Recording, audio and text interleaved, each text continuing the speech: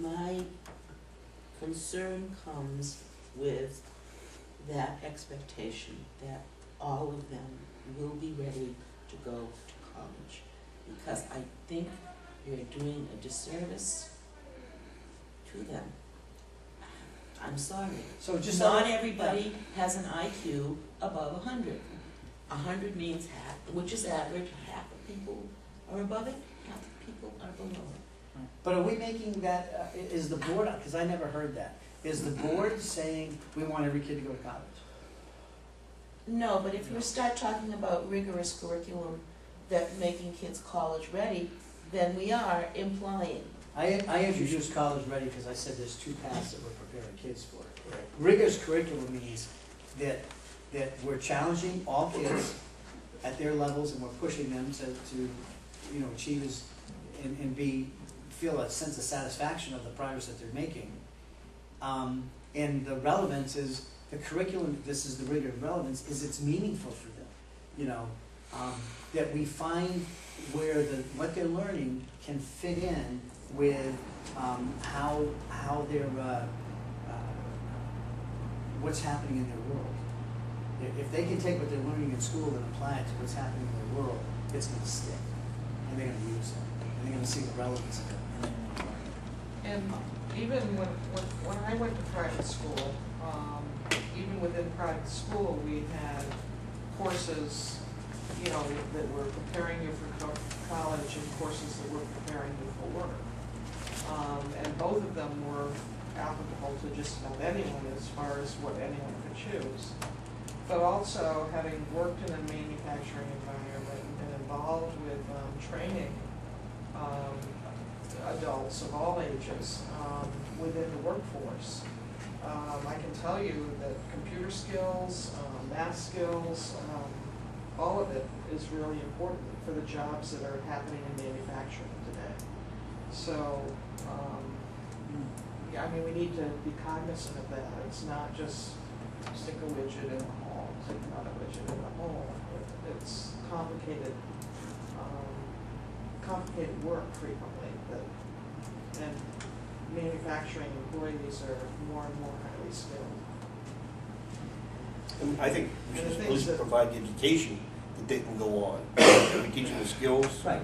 Skills and the knowledge for them to be successful in college if they so just go. Or the world of work, and I think that's the turning. Right. It could be very true too that it was the tech that failed that girl. Here's someone who clearly has interest. So she couldn't read that well. That doesn't mean she wouldn't be an absolutely wonderful with in early childhood education.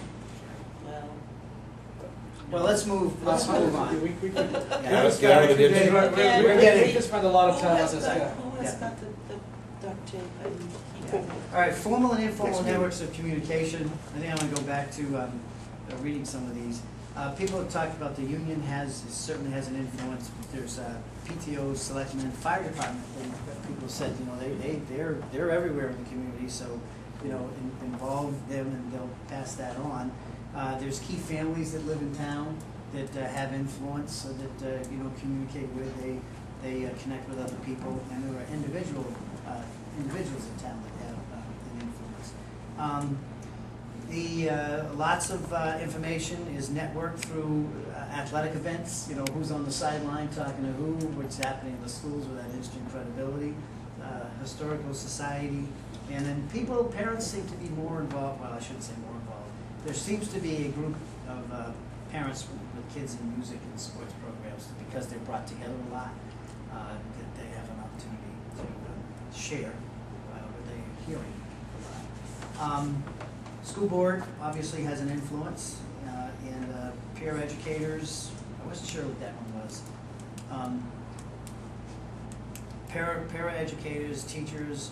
Then there's McDonald's in the morning where some people will come together. I noticed the same thing that happens at Dunkin' Donuts.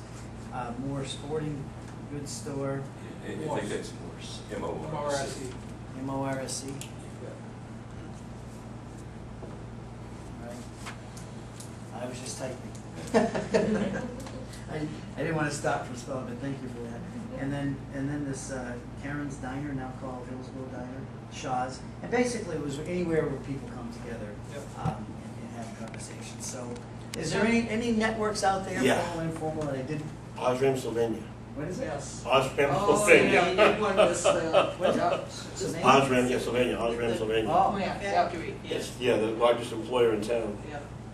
And they sit there, they sit there and talk, work side by side all night long, talking about what this is, great room. Gossip. so people Yeah. in town work at that plant? Oh, yeah. Okay. You could say just about any place. I mean, I go to the bank, people know that I'm in the school board, they talk about the school. I mean, anywhere that there's people. Grocery store, The in the dump. middle of the I grocery mean, store. people at the The dump dump. talk about it. Thursday night at the dump. Oh, yeah. That's how I got elected. Oh, yeah, the dump. That's how I got elected, when I ran for board of selectmen. I just went to the dump on a Saturday, and everybody came through to sign my papers, I chatted with them, and by the end of the day, I had zillions of signatures. You got it. Okay, a district looks like in 5 years.